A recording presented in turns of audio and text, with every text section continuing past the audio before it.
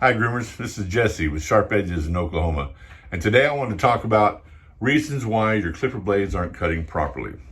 The first and most obvious and easiest answer is they're just dull. Get them sharpened and the issue is cleared up. Some other things that it could possibly be, your hinge screws need to be tightened on your clipper. Even as much as a quarter turn loose on your clipper, on your hinge, can cause your blades not to work properly. It could also be the blade tension.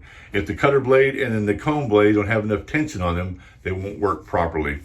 And most importantly, and probably the number one reason clipper blades don't work properly, is the blade drive or blade lever is worn out. The blade drive or blade lever is the mechanism on the clipper blade that moves the blade back and forth. It moves the cutter blade back and forth on the clipper blade. And if the blade drive or blade lever is worn down, that won't make full contact and won't allow it to make the cut. I find that to be the number one reason most often, that, besides being dull, that clipper blades won't work properly. I hope this helps.